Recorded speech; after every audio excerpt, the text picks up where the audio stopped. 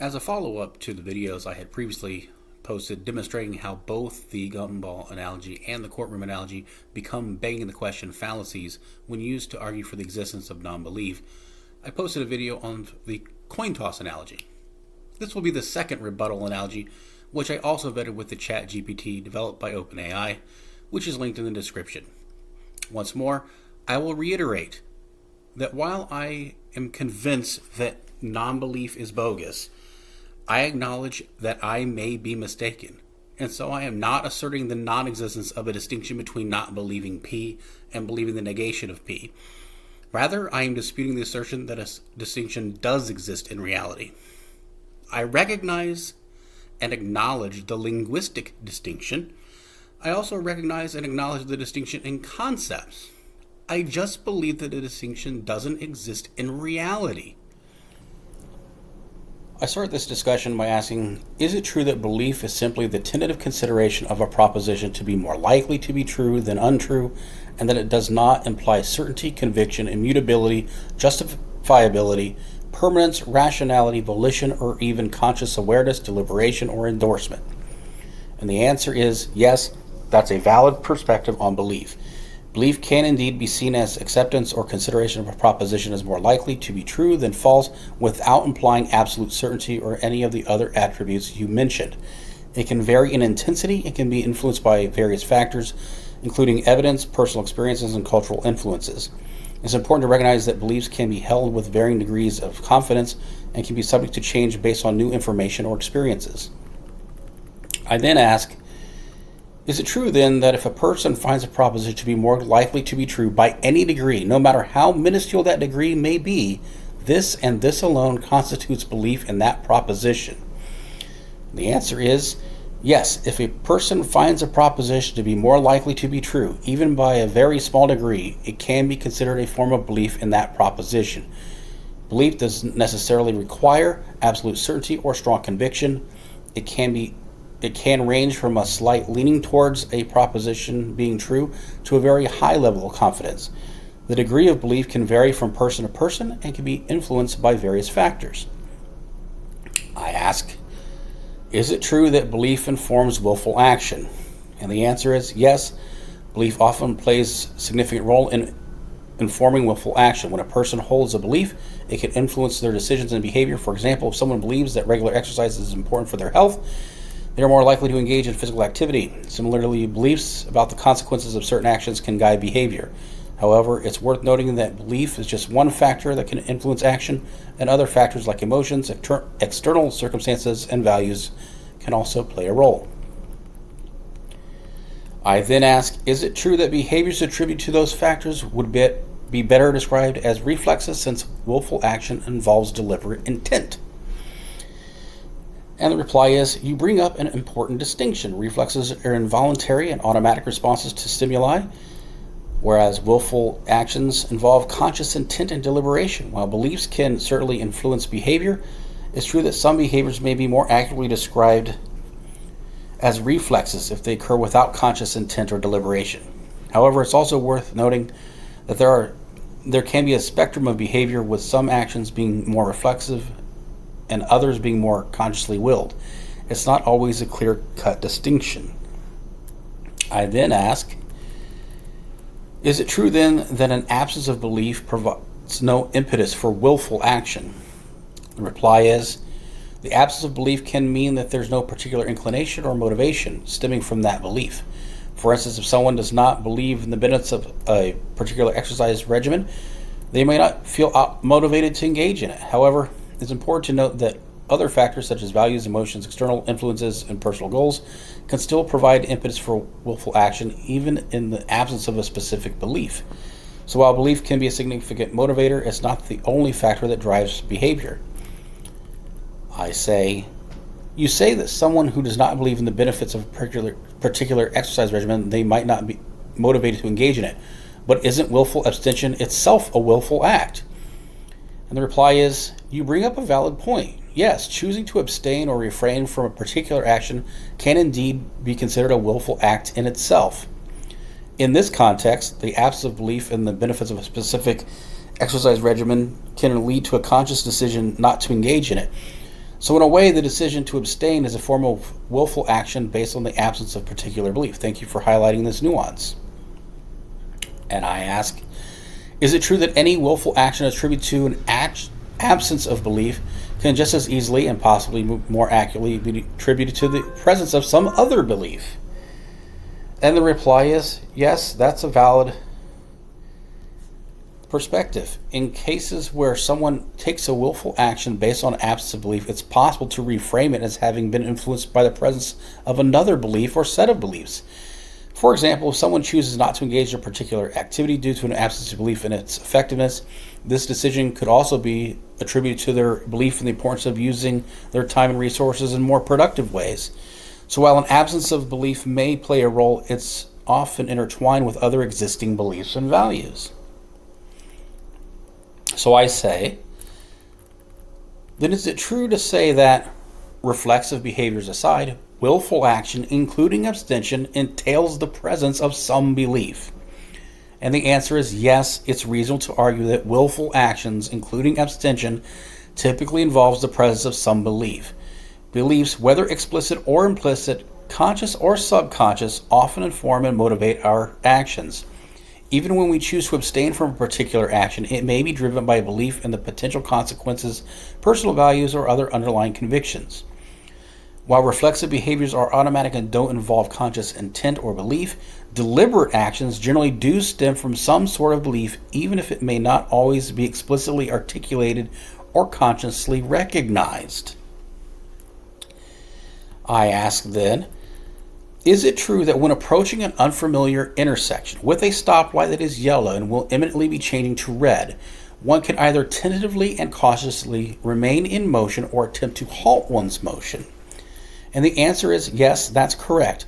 When approaching an unfamiliar intersection with a yellow traffic light that is about to turn red, a driver has two main options. They can either choose to cautiously continue moving through the intersection, or they can attempt to bring their vehicle to a halt before the light changes to red. The decision would depend on various factors such as the driver's speed, distance from the intersection, road conditions, and their assessment of whether it's safer to stop or proceed. It's important to exercise caution and make a decision that ensures safety for both the driver and other road users. I ask, is there a third option for action besides tentatively and cautiously remaining in motion or attempting to halt that motion? And the reply is, in the context of approaching a yellow light about to turn red at an unfamiliar intersection, the two primary options are to either tentatively and cautiously continue in motion or attempt to halt. A third option could involve a combination of these two approaches, such as slowing down significantly but not necessarily coming to a complete stop. This would be a nuanced choice based on the specific circumstances and the driver's assessment of the situation. However, it's important to note that in some jurisdictions there may be specific rules or guidelines regarding how drivers should handle approaching yellow light. Always follow local traffic laws and regulations. I ask, does slowing down significantly differ from tentatively and cautiously remaining in motion? And the answer is, slowing down significantly and tentatively, cautiously remaining in motion are similar in that both involve reducing speed. However, there can be a subtle distinction between the two. Slowing down significantly suggests a deliberate reduction in speed, possibly to a point where the vehicle is almost at a complete stop. This approach may involve a more pronounced decrease in speed compared to simply proceeding with caution through the intersection. Tentatively and cautiously remaining in motion implies proceeding with care and vigilance, but without necessarily slowing down as much as one might if they were intentionally trying to stop before the light turns red. It's a more measured approach that takes into consideration the situation, allows for a decision to be made based on the changing circumstances. So while there is some overlap, the emphasis and degree of speed reduction may vary between the two approaches. Keep in mind that the specific actions taken should always be in accordance with local laws and safety guidelines. So I asked, so you agree that slowing down significantly is still proceeding tentatively and cautiously, yes? And the reply is yes, you could say that slowing down significantly is a form of proceeding tentatively and cautiously. When a driver slows down significantly, they are taking a cautious approach which aligns with the idea of proceeding with care and vigilance. This cautious approach allows for a more careful assessment of the situation and provides additional time to make a decision about whether to continue through the intersection or come to a complete stop. And I ask, then you also agree that the options are either to remain in motion or to attempt to stop, yes? And the answer is yes, that's correct. The primary options when approaching an intersection with a yellow light that is about to turn red are either to remain in motion, proceeding with caution, or attempt to bring the vehicle to a stop before the light changes to red. These are the two main courses of action that a driver can take in such a situation. I then ask, based on the discussion thus far, is it true that either willful action, remaining in motion, or attempting to stop entails the presence of belief to inform it? And the answer is yes. Based on our discussion, it's reasonable to conclude that either willful action, whether it's choosing to remain in motion or attempting to stop, is likely informed by some underlying belief or set of beliefs. These beliefs could be related to factors such as safety, traffic laws, and potential consequences of the action, or personal judgment about what is the best course of action in the given situation. Beliefs, whether conscious or subconscious, tend to play a role in shaping our decisions and actions. I then ask, is there any empirical evidence that would indicate whether or not there's sufficient time to clear the intersection prior to the light changing to red? And the answer is, empirical evidence in this context refer to objective measurable data or observations. Determining whether there is sufficient time to clear an intersection before the light changes to red would involve factors such as distance to the intersection, the speed of the vehicle, and the duration of the yellow light, and the driver's reaction time. Traffic engineering studies may provide empirical data on average driver reaction times and stopping distance under various circumstances. Additionally, traffic signal timing plans are designed to allow vehicles to clear safely through an intersection during a yellow phase. However, specific circumstances may vary widely, and the individual driver behavior, road conditions, and vehicle performance can all influence whether it is safe to proceed or stop. Ultimately, it's important for drivers to exercise judgment and consider their own circumstances when approaching an intersection with a yellow light. Following traffic laws and signals, as well as driving defensively, are key components of safety driving practices. I then ask, then because of the many variables and unfamiliarity with the intersection in question, is it true that neither belief that there is sufficient time to clear the intersection nor belief that there is not sufficient time is justified? And the answer is, given the uncertainty and the many variables at play, it would be reasonable to say that neither belief about whether there is sufficient time to clear the intersection is entirely justified without more concrete and specific information about the situation. In such a scenario, it may be more appropriate to err on the side of caution and approach the situation with heightened level of vigilance.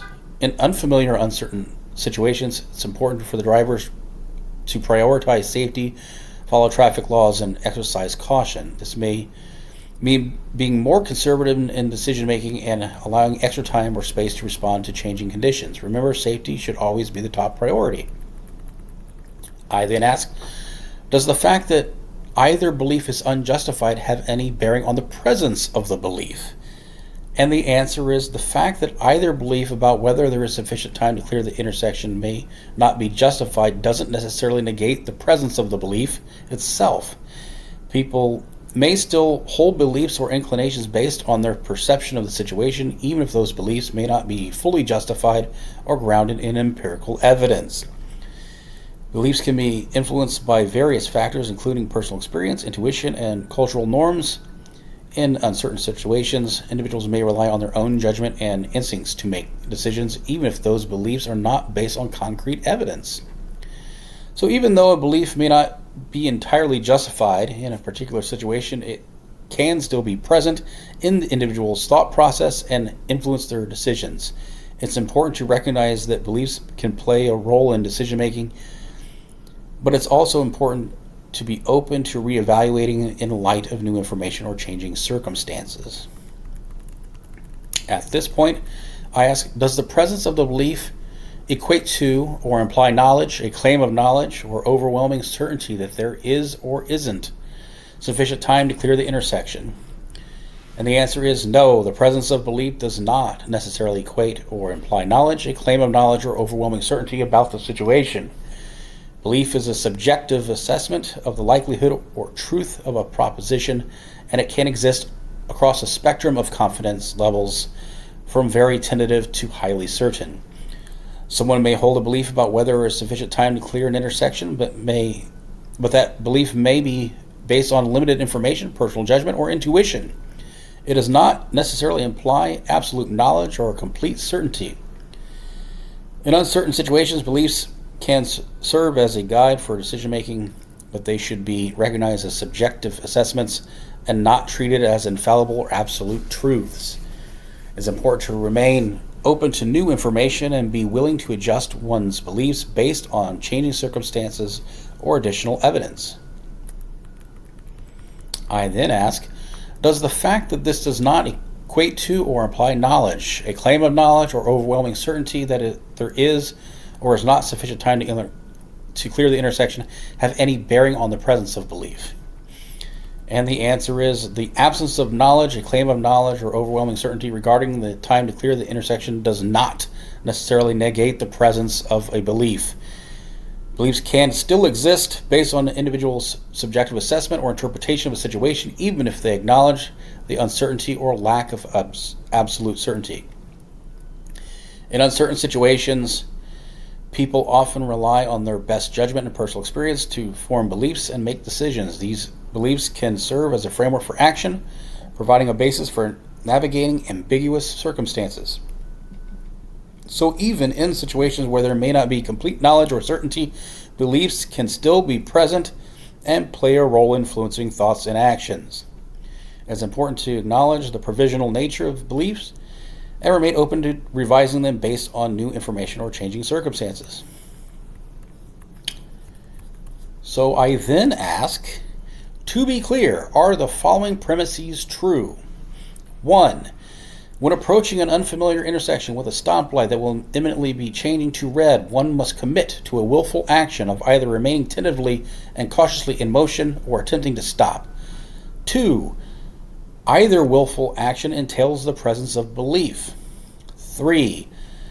Such belief does not equate to or imply knowledge that there is or is not sufficient time to clear the intersection, and an assertion of the same, overwhelming certainty in either proposition or justification of belief in the same.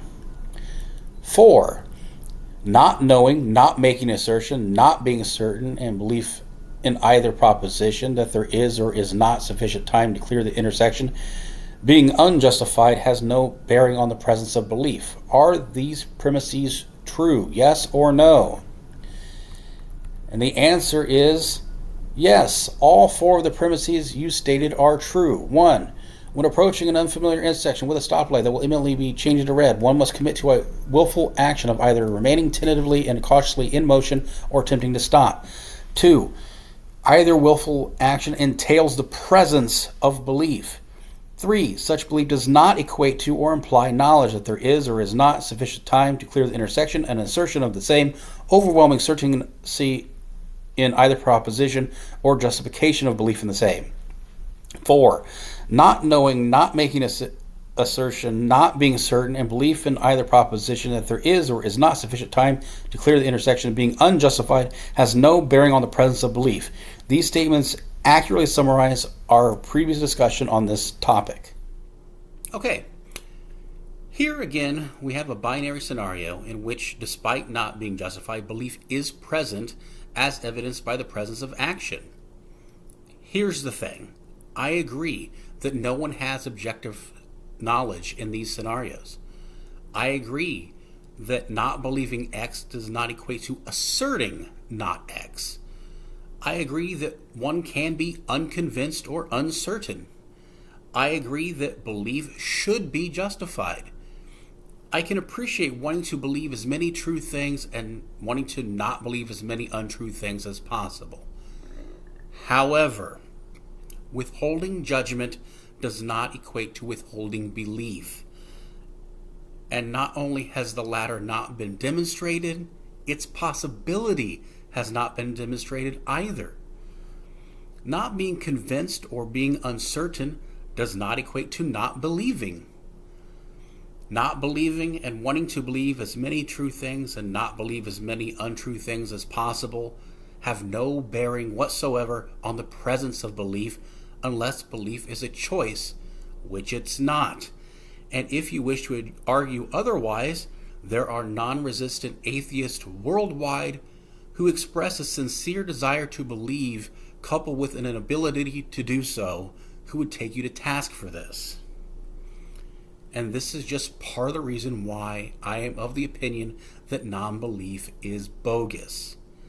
So until next time, remember, even if your beliefs aren't necessarily true, they should at least be justified nonetheless.